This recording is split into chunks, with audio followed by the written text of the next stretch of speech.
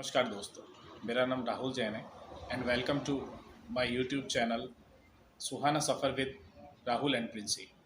दोस्तों, आज मेरे चैनल पे फर्स्ट वीडियो मैं अपलोड करने वाला हूँ, जो कि हम लोग बीकानेर में श्री नागणेश जी माता जी का जो मंदिर है, हम उसको एक्सप्लोर करने जाएंगे और उस मंदिर के बारे में जानेंगे। तो आप बने रहिए। गाइस, हम लोग पहुंच चुके हैं नागणेश माता के मंदिर। आप देखिए,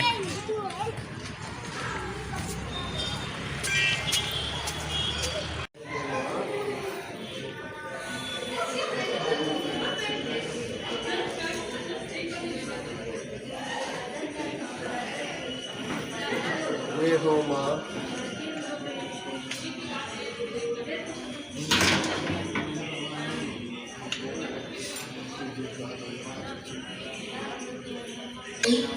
लोहारो लियो सुनाय देवा कमा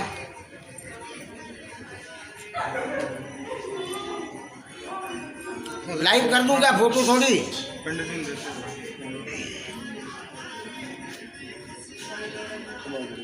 जगत जननी थारी सदाई जय हो।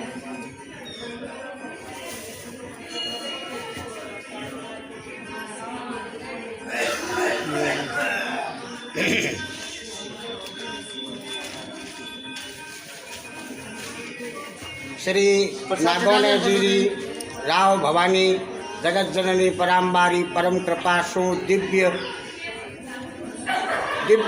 दिव्य दर्शन भगवती राज राजेश्वरी भी सदाई जय हो। माँ कृपा कर। शरणागत दीनार्थ परित्राण परायणे सर्वस्यार्ति हरे देवी नारायणी नमो। तो गाइस, हम परिक्रमा करते हैं माता जी के मंदिर की।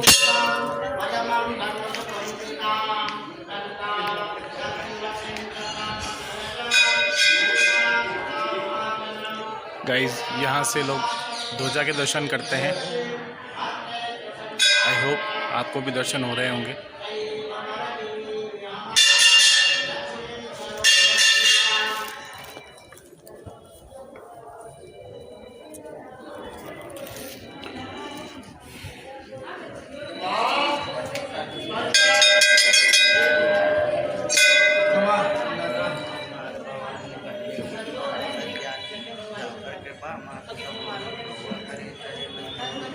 ये है गाइस श्री नागणेश जी माता जी का मंदिर।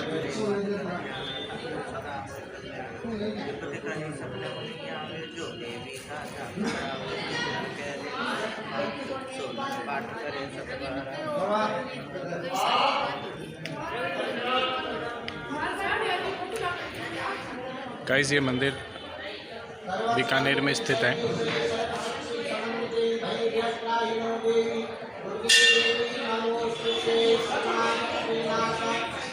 बहुत ही अच्छा मंदिर है।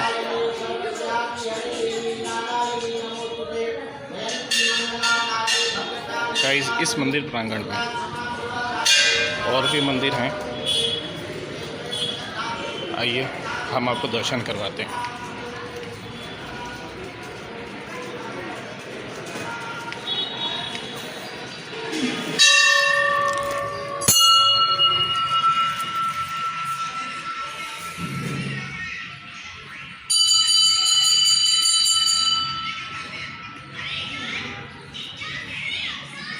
गणेश जी,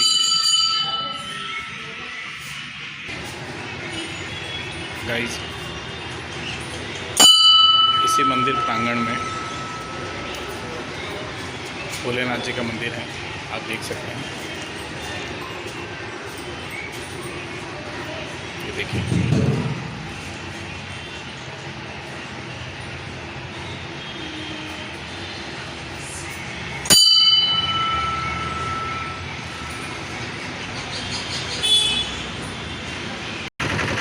गाइस, ये मंदिर का बाहर का हिस्सा है। दो रास्ते हैं, ये एंट्रेंस है और इस तरफ एग्जिट है।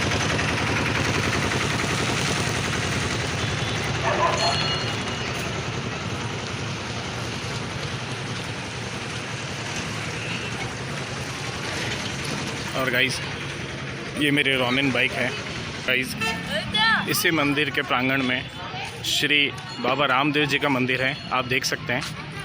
मंदिर अभी बंद है इसलिए मैं आपको दर्शन नहीं करवा सकता। और यह है मनसापूर्ण हनुमान जी मंदिर, कुंडासर धाम और शिवालय भी। आइए गाइस, हम यहाँ के भी दर्शन करते हैं।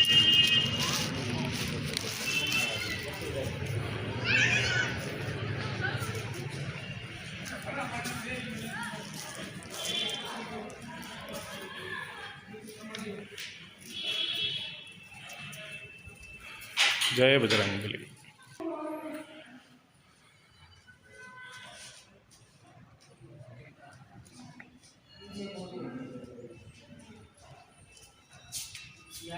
हाँ ठीक है, एक दर्शन कर लो।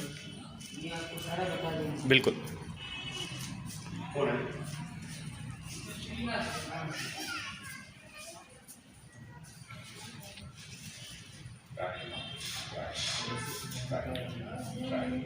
दोस्तों आप देख सकते हैं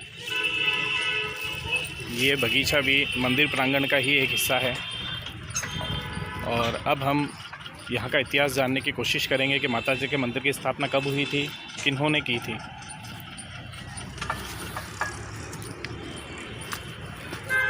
हमारे बीच एक सज्जन व्यक्ति हैं, हम उनसे बात करते हैं और इस मंदिर का इतिहास जानने की कोशिश करते हैं। हाँ बिल्कुल बिल्कुल हुक्म, बिल्कुल। हाँ गाइज़, आप मिलिए श्रीमान उमेश सिंह जी राठौड़ साहब से, जो कि ये जो नागणी जी माता जी का मंदिर है और शिवालय है, हनुमान जी का मंदिर है, इनके आप अध्यक्ष हैं। तो श्री राठौड़ साहब से ही हम इस मंदिर का इतिहास जानने की कोशिश करते हैं। तो राठौड़ साहब, ये अपने नागणी जी माता जी का मंदिर की स्थापना कब और कैसे हुई? मैं लगा देता हूँ। ऐसा हुक्म। ये ऐतिहासिक मंदिर नागणी जी माता जी हमारे राठौड़ राजवंश की कुलदेवी है। इस मूर्ति का इतिहास तो बहुत पुराना है कि 6ठी शताब्दी में राठौड़ राजवंश, राजपूत जो राजवंश था साउथ में, उससे निकला हुआ है। इस मूर्ति का निर्माण भी 6ठी शताब्दी के अंदर कर्नाटक के अंदर वह राजपूत राजवंश ने किया था। कालांतर में उनके पुरखे कन्नौज आ गए, तो ये मूर्ति उस कर्नाटक में इस मूर्ति का नाम चक्रेश्वरी था। फिर कन्नौज जब उनके पूर्वज आए तो इस मूर्ति को कन्नौज ले आए। कन्नौज के अंदर इस मूर्ति का नाम पंखणी था, इस देवी का नाम। राजस्थान में राठौड़ों के जो आदि पुरुष राव सिया जी आए थे राजस्थान में, उन्होंने पाली और यानी खेड़ बालोतरा के पास वहाँ अपनी राजधानी स्थापित की थी। और उसी राजवंश का जो है, राजवंश के भाग हैं बीकानेर, जोधपुर, आपका नागौर, जालोर, बाड़मेर एरिया, किशनगढ़ और रतलाम, झबुआ और ईडर गुजरात के अंदर ये राठौड़ राजवंश है।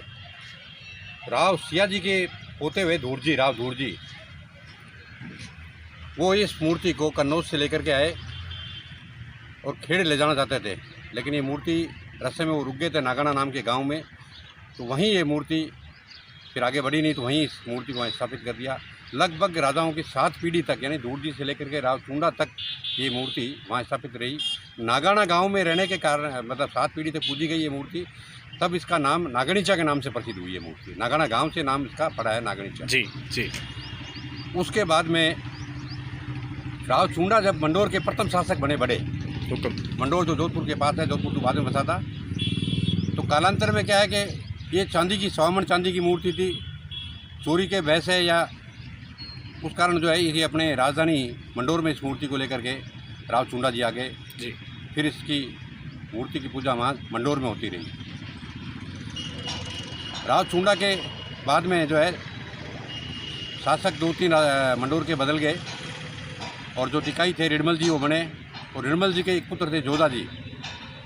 जब जोधा जी राजा बने तो उन्होंने एक नया चिड़िया टूक पहाड़ी के ऊपर एक मेहरानगढ़ बनाया। तो मेहरानगढ़ में इस मूर्ति को, नागणी की मूर्ति को जोधा जी वहाँ लेकर चले गए। राव जोधा जी के ही एक पुत्र थे राव बीका जी, जिन्होंने अपने काका के साथ यहाँ बीकानेर राज्य की एक नवीन राज्य की स्थापना की थी, जंगल प्रदेश में आकर के बीकानेर की। तो राव बीका जी ने जब बीकानेर नगर बसा लिया अलग, उसके कुछ वर्षों बाद में इनके एक भाई जो कांदल जी थे जोधा जी के, और उनके काका थे काका जी थे बीका जी के, उनकी हत्या कर दी थी हिसार में सारंग खां ने। उस सारंग खां को मारने के लिए राव जोधा जी उनके समस्त पुत्र जब युद्ध करके उनको हरा करके वापस आने लगे, तब बीका जी ने प्रार्थना की थी अपने पिताश्री से कि मुझे जो 12 पूजनीय चीज़ें हैं, एक तो आपका जोधा जी का खांडा, एक भंवर ढोल, एक नागनीचे की मूर्ति, एक लक्ष्मीनाथ जी की मूर्ति, इस प्रकार ये 12 जो है पूजनीय वस्तुएं मांगी। तो जोधा जी ने कहा मेरे स्वर्गवास होने के बाद में आप ले लेना। लेकिन जोधा जी के स्वर्गवास होने के बाद में उनके बाद जो राजा बने राव सूजा, उन्होंने ये 12 पूजनीय चीज़ें देने से मना कर दिया। तो राव बीका जी ने यहाँ से सेना इकट्ठी करके अपने कुछ भाइयों के साथ लेकर के मेहरानगढ़ पे आक्रमण किया और वहाँ पर घेरा डाल के बैठ गए। 4 महीने तक वो घेरा चलता रहा, युद्ध तो नहीं हुआ उनका। लेकिन बाद में राव जोधा जी की एक पत्नी ने, जो उस समय जीवित थी, उन्होंने कहा भाई जोधा जी का जब वचन दिया हुआ है तो ये चीज़ें इनको 2-2 12 ये पूजनीय चीज़ें बीका जी को मिली। और वो सारी चीज़ें हैं, वो पूजनीय चीज़ें लेकर राव बीका जी, जहाँ बीका जी का निवास स्थान था, जो लक्ष्मीनाथ जी का मंदिर है उसके पास में ही उनका बीका जी की टेकरी है, वहाँ ये इस मूर्ति को ले जाना चाहते थे। ये जिस बैलगाड़ी में आई थी मूर्ति, तो रास्ते में जहाँ वर्तमान में आज माता जी का मंदिर बना हुआ है, यही 532 वर्ष पहले यहाँ आकर के रुक गई। और 24 घंटे तक बीका जी ने खूब प्रयास किया, लेकिन वो बैलगाड़ी आगे नहीं बढ़ी। तो माता जी का ये संकेत मान करके माता जी यहीं विराजमान हो जाती है। तो आसपास जो आप ये नाले देख रहे हो, तो चारों तरफ यहाँ मिट्टी खोद करके, यहाँ पहले शहर तो बसा हुआ नहीं था, बहुत बड़ा शहर था नहीं, ये मिट्टी खोद करके एक धूल कोट बनाया मिट्टी का। और देवी हमेशा एक ऊंचे स्थान पर विराजित होती है, तो मिट्टी का एक धोरा बना करके और उस पर इस मूर्ति की स्थापना करके इस मंदिर की स्थापना राव बीका जी ने। और उसका कालांतर में राव बीकानेर जिन्होंने जूनागढ़ बनाया था, महाराजा राय सिंह जी ने इस मंदिर का जो है पुनर्निर्माण करवा करके, इसको पक्का करवा करके, ये जो संगमरमर का आप काम देख रहे हो या पत्थर का काम देख रहे हो, ये राय सिंह जी ने कराया। ये 532 वर्षों से माँ नागनीचा जो ओरिजिनल मूर्ति है राठौड़ों के राजवंश के कुल की, ये मूर्ति यहाँ विराजमान है। बड़ी ही चमत्कारिक मूर्ति है। और अभी कालांतर में हमने 1-1.5 साल पहले यहाँ इस मंदिर के अंदर 1000 पेड़ लगाए हैं, जिसमें 100 पीपल है, 108 पीपल है, 7 बड़े जो पीछे है। हाँ भाई, थोड़ी देर बाद में शूटिंग लेंगे पेड़ों की। और ये फाउंटेन सहित एक बगीचा और पेड़ के अलग अलग जो खुली जगह है, इसके अंदर हमने पेड़ लगाए हैं। 2018 में हमने तत्कालीन राजस्थान की मुख्यमंत्री श्रीमती वसुंधरा राजे जी से बजट पास करवा करके ये नई सीढ़ियों का निर्माण और एक लिफ्ट का व्यवस्था करवाई। राजस्थान में माता जी का ये पहला मंदिर है जिसमें लिफ्ट की सुविधा है। ये भी एक ऐतिहासिक काम हुआ है। और 1000 पेड़ एक ही मंदिर में होना और 108 पीपल एक ही मंदिर में स्थापित होना, यह भी अपने आप में ये माता जी की कृपा का ही पुण्य प्रताप है। दोस्तों, आप देख सकते हैं कि जैसे कि राठौड़ साहब ने बताया था कि इस मंदिर प्रांगण में 108 पीपल के पेड़ लगाए गए हैं। तो मैं आपको दिखाता हूँ। पेड़ लगाए हैं। हम राठौड़ साहब से जानेंगे कि यहाँ कौन कौन से वृक्ष लगाए गए हैं। ये आप देखिए, एक लाइन इस फर्स्ट लाइन में है हुक्म नागचंपा, फिर ये गुलमोहर की एक लाइन है, उसके बाद केशव समा, फिर ये नागचंपा, ये अशोक की लाइन है, ये कदम की लाइन है,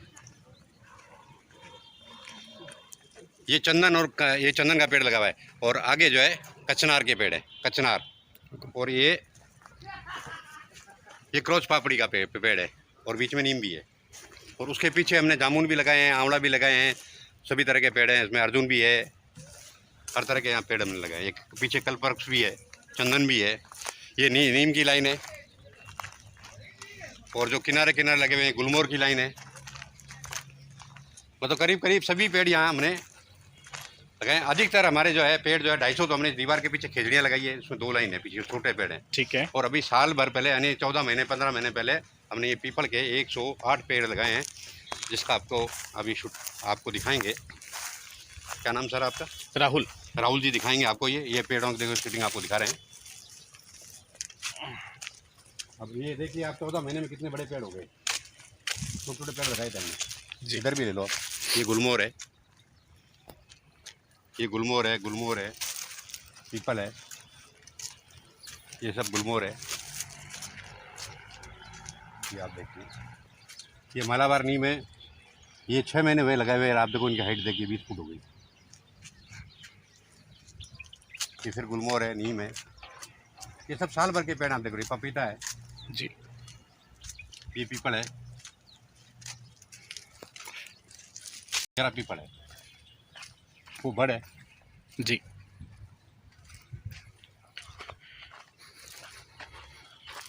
ये विहंगम दृश्य देखिए। अभी 1 साल के अंदर माता की कृपा से हुआ। मैंने ऐसी बीकानेर में बहुत जगह पेड़ लगाए हैं, लेकिन इतनी प्रोग्रेस, इतनी अच्छी ग्रोथ पेड़ों की मैंने कहीं नहीं देखी इस मंदिर के अलावा। जी। ये आप देखिए, छोटा सा पेड़ लगाया था हमने, बड़गा आप कितना विशाल 1 साल के अंदर इसने ग्रोथ लिया। आप देखिए, ये बड़ है, 2 बड़ आगे और दिखाते हैं इस साइड में।